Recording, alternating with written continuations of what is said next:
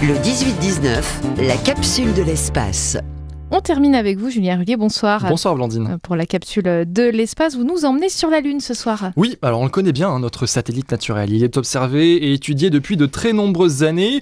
Il a accueilli de nombreuses missions, habitées ou non, mais la mission qui devait se poser sur son sol est inédite. Pour la première fois, la Lune devait accueillir un atterrisseur commercial.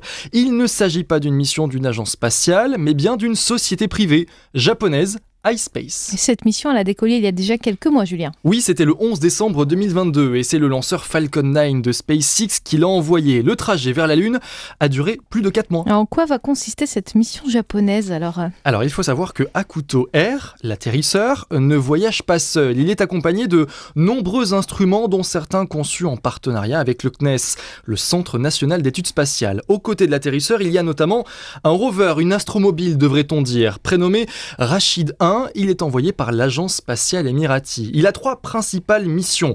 Analyser les propriétés thermiques du régolithe lunaire à l'aide d'une caméra, analyser la structure et la taille de la poussière lunaire ou encore étudier à l'aide d'une sonde le plasma des électrons proches de la surface chargés électriquement par le vent solaire. Le vent solaire qui est très présent sur la Lune. Côté technique, Blandine, on s'arrête là. La mission du rover était prévue pour durer 14 jours. C'est peu, mais le rover est très petit, à peine 53 cm de haut et autant de large. Voyez aussi ça comme une mission de démonstration. La première aux côtés d'une sonde privée et le premier rover pour les Émirats Arabes Unis qui, en cas de réussite de la mission, deviendrait le 4e pays seulement à poser un véhicule spatial sur notre satellite. Alors vous venez d'employer le conditionnel, pourquoi Julien ? Oui Blandine, parce que j'ai pas voulu vous donner l'issue de la mission trop vite. En réalité, j'ai écrit cette chronique au moment même où l'atterrisseur tentait de se poser sur la Lune. Alors cette mission pouvait encore être un échec comme une réussite. Le 25 avril dernier, donc hier pour ceux qui nous écoutent en direct, l'engin a allumé ses propulseurs pour freiner sa progression et tenter de se poser sur la surface lunaire.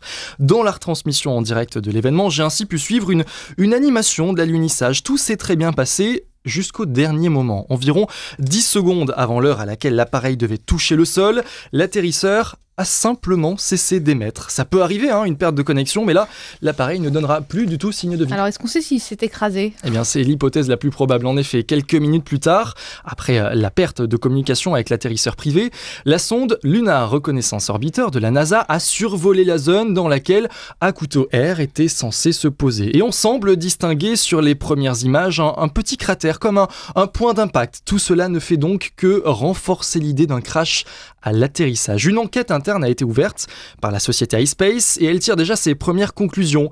Elle semble privilégier la panne sèche comme étant l'origine de l'échec. Oui, sans carburant, l'atterrisseur a vu ses moteurs coupés trop tôt et s'est alors lancé dans une chute libre vers la Lune. Réussir du premier coup aurait presque été un exploit, Blandine. La deuxième tentative sera sûrement la bonne.